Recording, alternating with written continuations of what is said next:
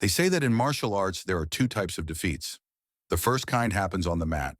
A sweep of the leg, a perfectly timed counter, the sudden impact of reality meeting ego. This defeat lasts seconds, maybe minutes, if you count the ache in your muscles and the sting of embarrassment. But the second kind of defeat happens in the mirror. It happens in the quiet hours, when sleep won't come. When you replay every moment and see yourself as you truly are, stripped of pretense and performance. This defeat can last a lifetime, or it can become the first step towards something greater. Steven Seagal experienced both kinds of defeat on the same night in Beverly Hills. The first lasted 30 seconds. The second was just beginning. What happens after the crowd disperses? What happens when the story becomes legend, but the people involved are left to deal with the reality? What happens when humiliation becomes the doorway to humility and an enemy becomes the teacher you never knew you needed? This is what happened next. The morning after the demonstration, Chucknorris sat on his back porch, watching the sunrise paint the California hills in shades of amber and gold. His coffee had gone cold in his hands, but he hadn't noticed. His mind kept replaying the previous night's events, not with satisfaction, but with something closer to regret. He'd defended the art. He'd stood up when challenged. But had he really needed to? The question gnawed at him in a way that victory never should. In all his years of competition, of fighting in tournaments where the stakes were championships and glory, he'd never felt this particular weight. This wasn't the clean exhaustion of a hard-fought match. This was something more complicated, more human. His wife came out and placed a hand on his shoulder, her touch familiar and grounding. "You did what you had to do," she said softly, reading his thoughts the way she'd learned to over 3 decades of marriage. "Did I, though?" Chuck set down his cup, watching the steam rise and dissipate into the morning air. "Or did I just let my pride get the better of me? I could have walked away. I've walked away from bigger challenges than that." She smiled, that knowing expression that had guided him through countless moments of doubt. "The Chuck Norris I know doesn't have that kind of pride. But he does have principles. Sometimes those principles require action. Sometimes silence isn't wisdom. It's complicity." He nodded, but the uncertainty remained. In his decades of martial arts practice, he'd learned that the hardest battles were never the physical ones. Those ended in minutes. The battles of conscience, of questioning whether you'd done the right thing, those could last a lifetime. Across town in a penthouse apartment overlooking the Pacific, where morning light glinted off the waves like scattered diamonds, Steven Seagal stood before a floor-to-ceiling mirror, moving through Aikido forms with mechanical precision. Each movement was technically perfect, but something was missing. The fluidity, the spirit, the connection between mind, body, and purpose. He stopped mid-technique and stared at his reflection, really stared, for the first time in years. Not at the action star everyone expected to see, not at the martial arts master his publicity team had carefully cultivated, but at the actual man beneath all those layers of image and ego. For the first time in years, he saw himself clearly. Not the invincible fighter from his films, not the unbeatable Aikido master everyone believed him to be, but a man who'd confused reputation with reality, who'd let Hollywood smoke and mirrors replace actual substance. His phone had been ringing all morning, vibrating with increasing urgency on the marble countertop. His agent, his publicist, 3 different producers, a reporter from Variety, 2 from martial arts magazines. He'd ignored them all. By now, the story would be spreading through Hollywood like wildfire, probably already twisted and exaggerated beyond recognition. Steven Seagal, the invincible Aikido master, put on his back by a man 20 years older. The narrative was writing itself without his input. The humiliation burned, hot and sharp in his chest.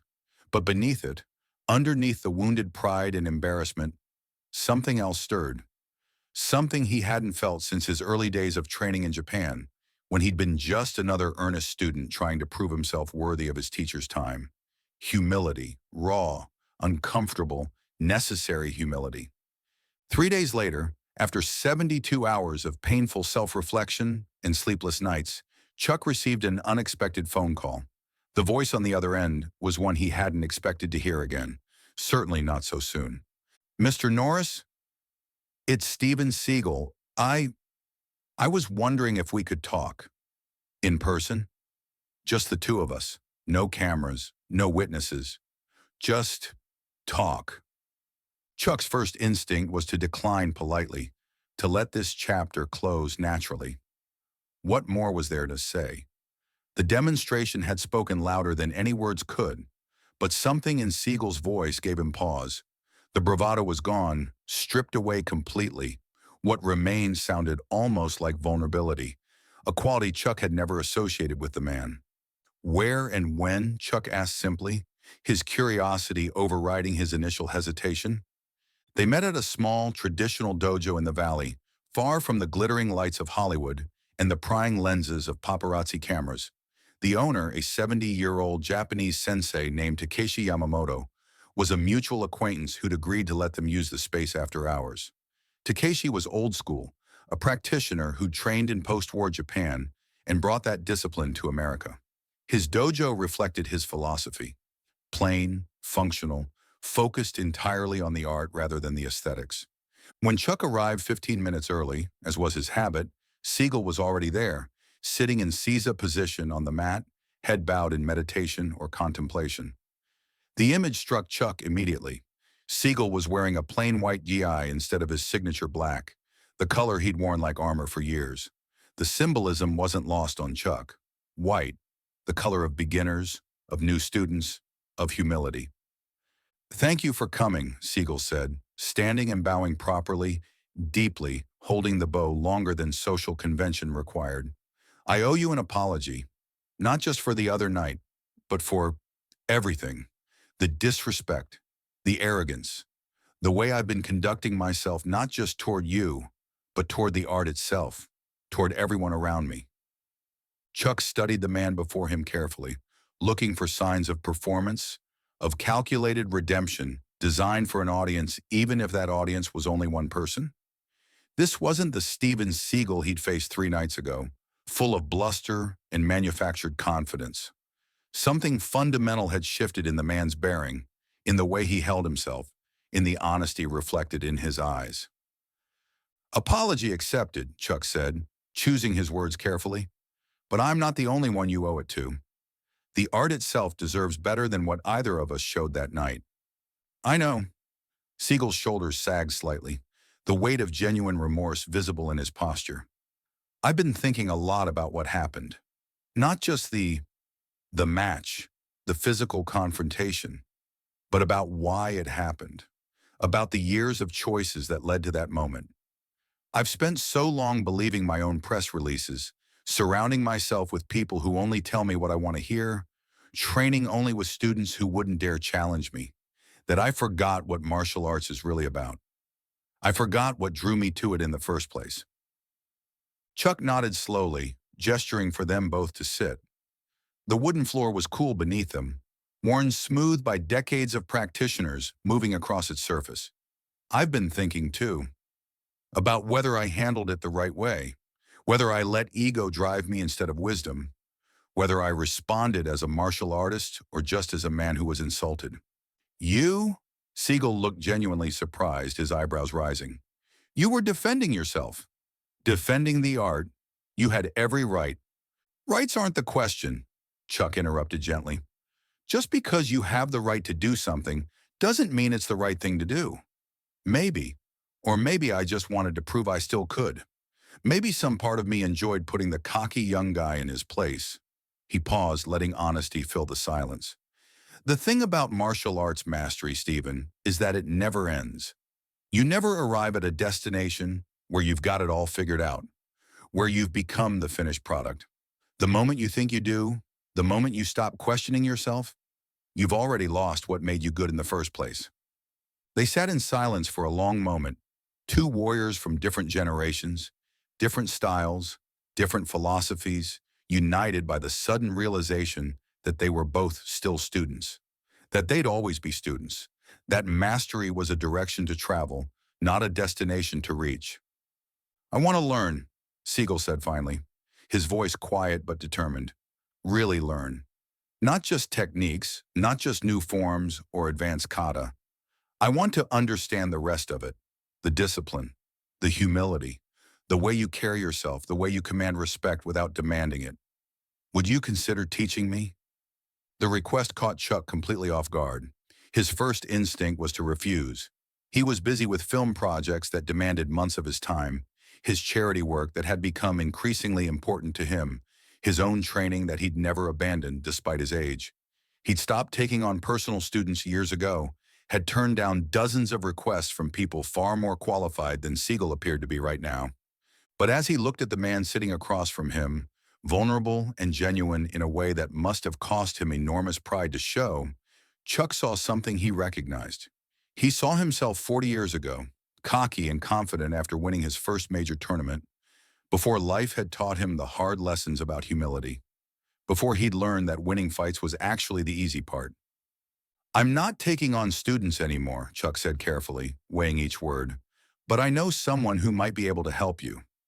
If you're serious, if you're willing to do the work that nobody sees, the work that doesn't come with applause or recognition." "I'm serious," Seagal said without hesitation, "more serious than I've been about anything in years." 2 weeks later, after Chuck had made the necessary introductions and arrangements, Steven Seagal found himself in a completely different environment from anything he'd experienced in the past decade.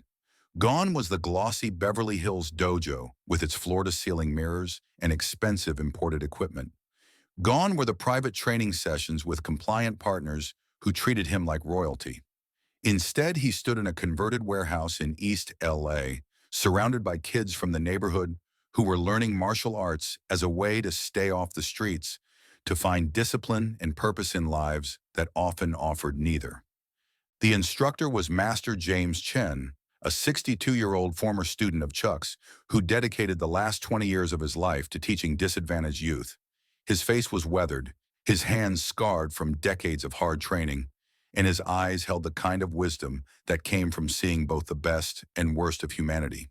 He looked Seagal up and down with an unimpressed expression, studying him the way a jeweler might examine a stone to determine if it was worth cutting. "Chuck says you want to learn humility," Chen said bluntly, his voice carrying the hint of an accent from his Hong Kong childhood. "That's not something I can teach you. Nobody can teach someone else to be humble, but I can give you opportunities to find it yourself. Whether you take those opportunities or waste them, that's on you."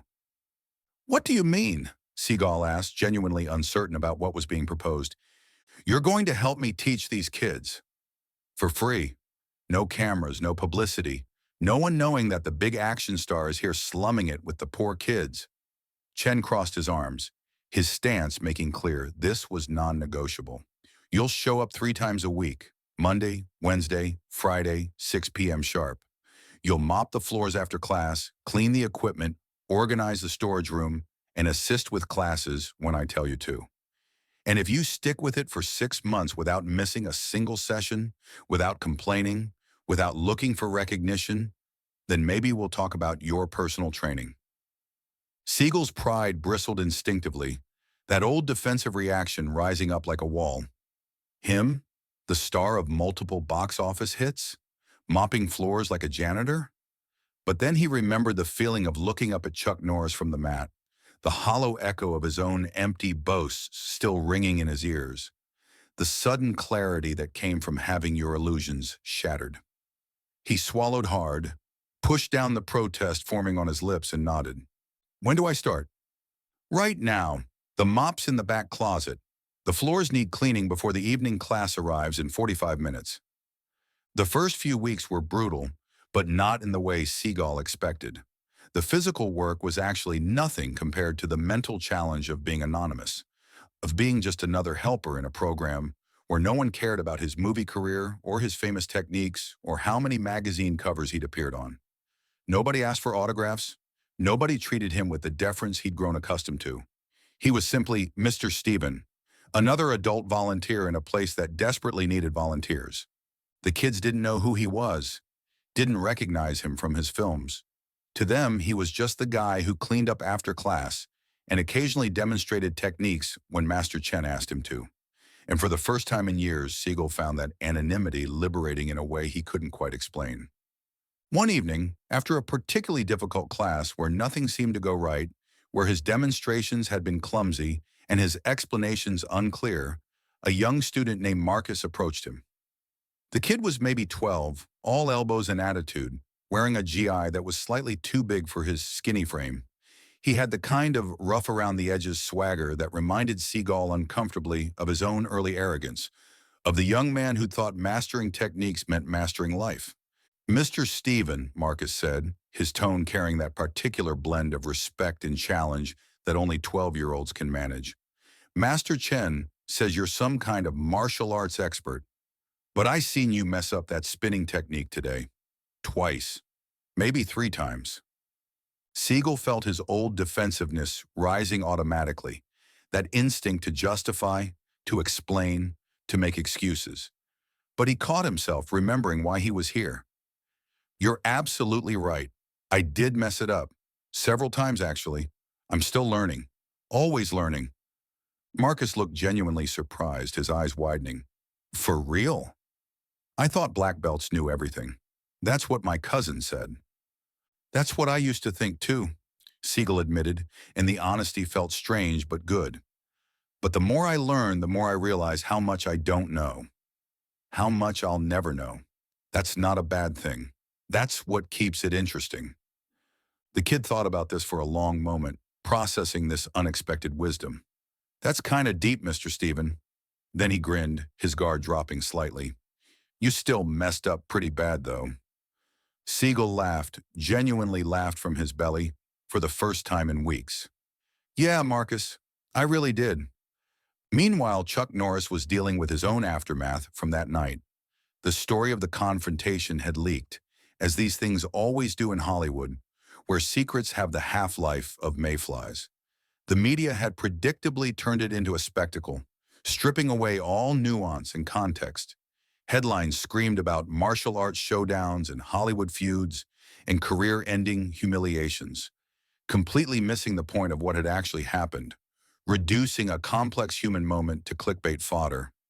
He'd received dozens of interview requests from everyone from Entertainment Tonight to serious martial arts publications, all wanting him to talk about defeating Siegel, to replay the moment in slow motion with commentary, to capitalize on another man's humiliation for ratings and page views.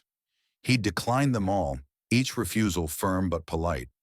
But one call he did take was from his old friend Jackie Chan, who'd been at the demonstration that night and had witnessed everything firsthand.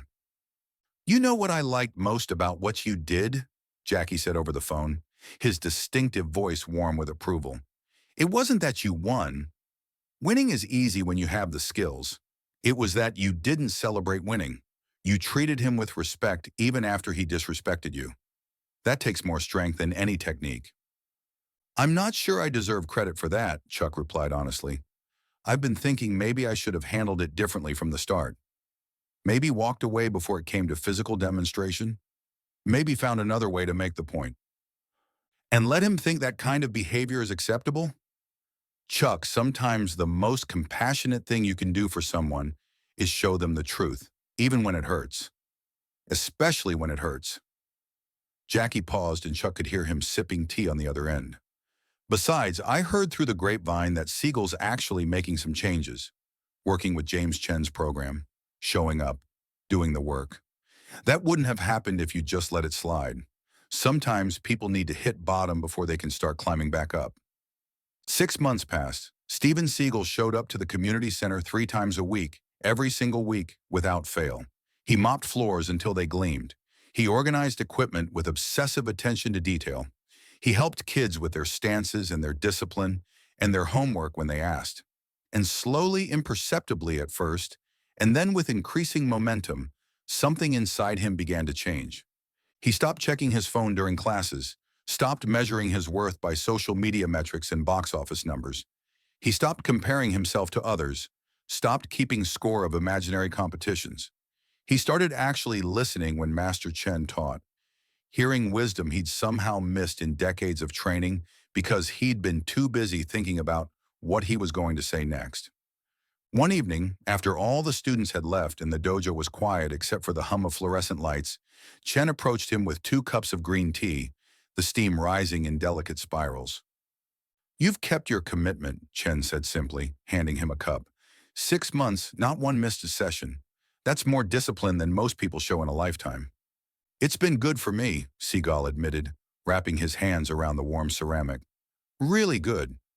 I've learned more here about martial arts and about myself than I did in years of private training with elite instructors. That's because you finally showed up ready to learn instead of ready to prove something.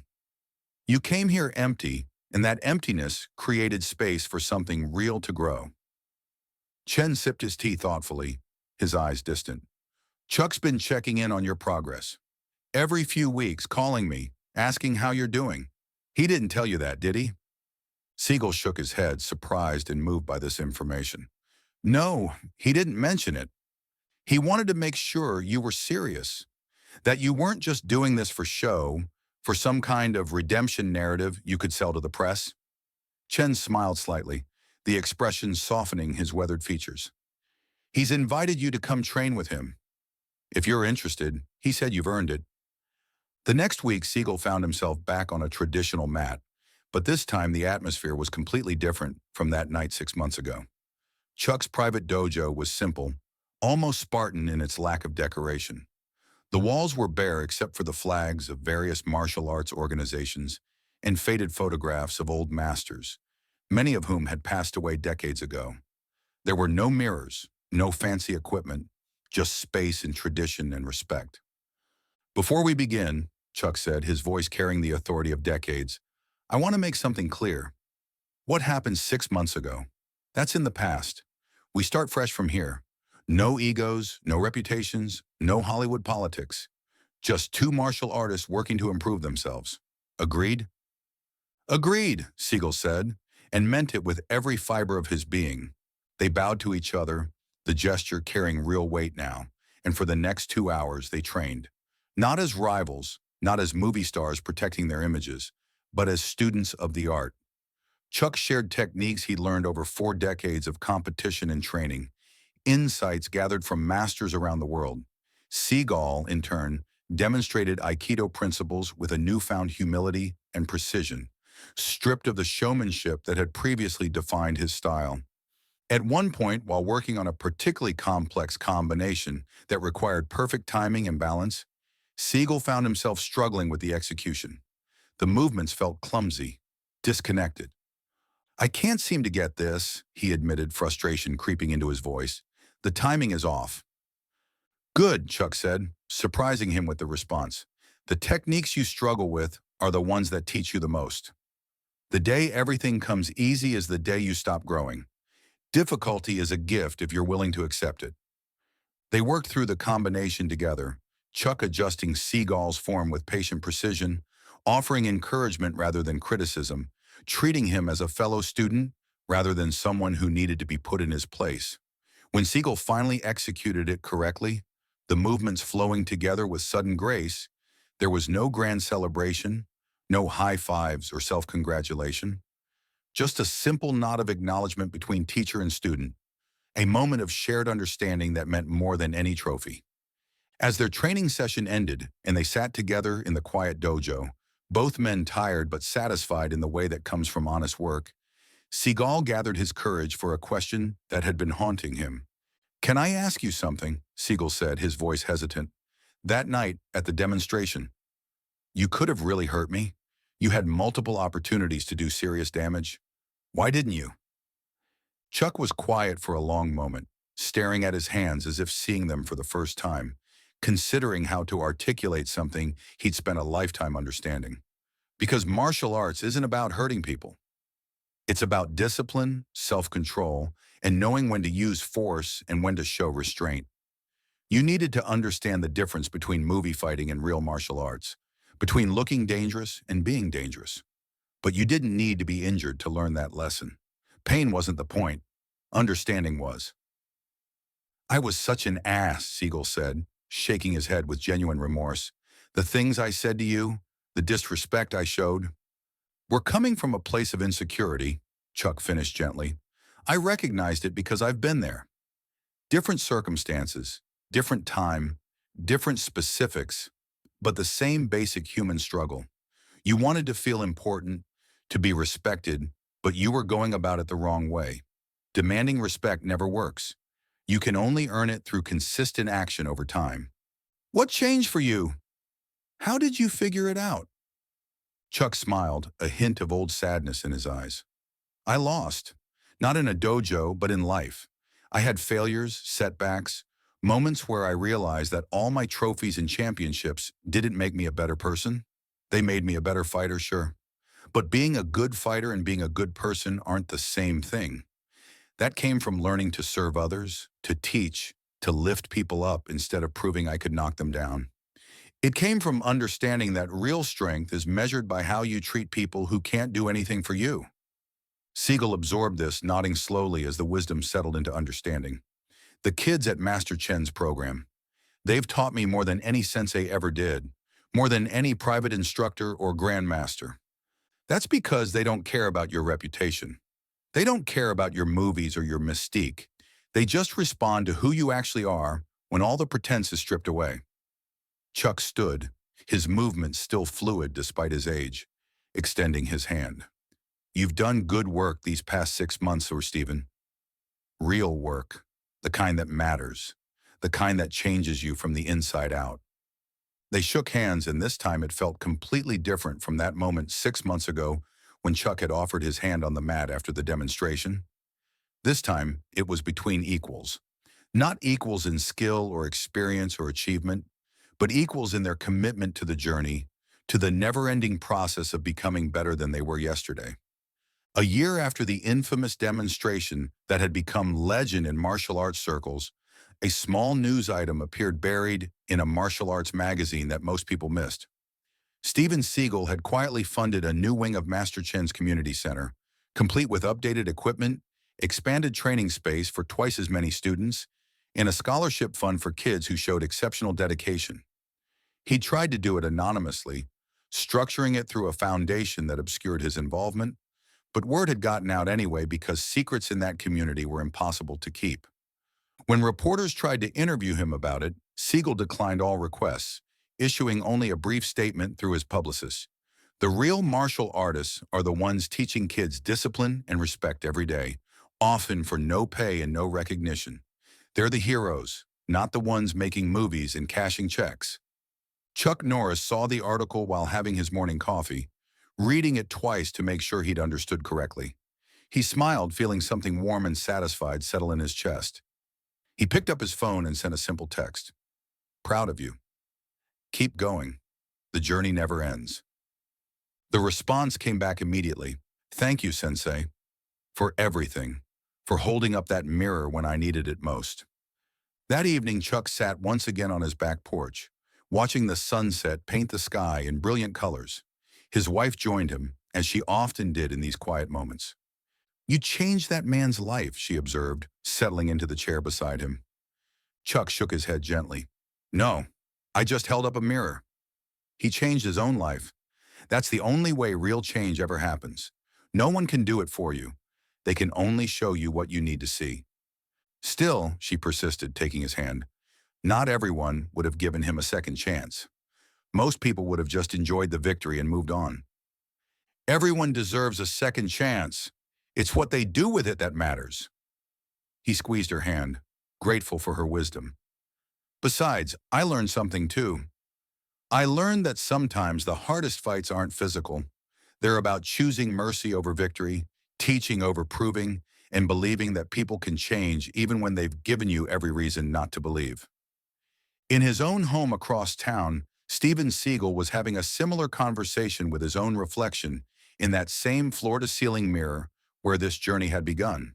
The man staring back at him was fundamentally different from the one who challenged Chucknorris a year ago. Humbler, yes, but also stronger in the ways that actually mattered. More connected to himself and to others. More purposeful, more real. He thought about the journey that had brought him here, about how circuitous the path had been, the humiliation that had become humility, the defeat that had become growth, the enemy who had become a teacher, the pride that had become service, the ego that had transformed into purpose. Tomorrow he'd be back at the community center, working with kids who needed guidance and discipline and someone to believe in them. Next week, he'd train again with Chuck, continuing to refine not just his techniques, but his character. And somewhere down the line, maybe years from now, Maybe he'd be able to pass on what he'd learned to someone else who needed to hear it, someone whose ego had outpaced their wisdom. The quiet warrior, he'd finally learned, isn't quiet because he's weak or afraid. He's quiet because he's already fought his hardest battle, the one against himself, and won. Not by defeating who he was, but by accepting it, learning from it, and becoming who he needed to be. That battle never truly ends, but the daily choice to keep fighting it, that's what defined real warriors. The Beverly Hills demonstration became a turning point not just for two men, but for an entire generation of how Hollywood martial artists viewed their craft. The story spread through dojos and film sets, but not as gossip or scandal. It spread as a parable about redemption, about second chances, about the difference between ego and confidence, about the courage required to admit you were wrong. Young martial artists began to understand that true mastery wasn't about being undefeated or maintaining a perfect image. It was about being unafraid to admit when you were wrong, to learn from anyone regardless of their status, and to use your skills to lift others up rather than put them down. Chuck Norris and Steven Seagal never became best friends. Their personalities remained too different, their paths too distinct, their lives too separate. But they developed a mutual respect that transcended their earlier conflict and transformed it into something meaningful.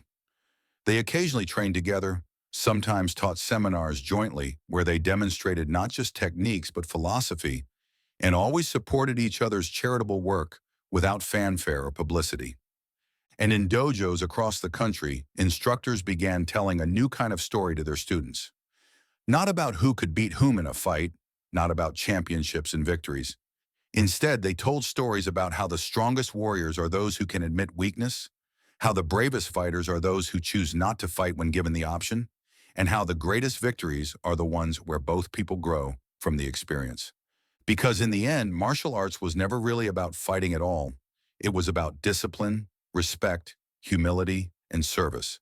It was about becoming the best version of yourself and helping others do the same. It was about the journey, not the destination, because the destination didn't exist. There was only the path and the daily choice to walk it with integrity. The roundhouse kick doesn't always need to land to make its point. Sometimes it just needs to remind everyone why we're all here in the first place. To learn, to grow, to become better today than we were yesterday. That's the only victory that ever really mattered.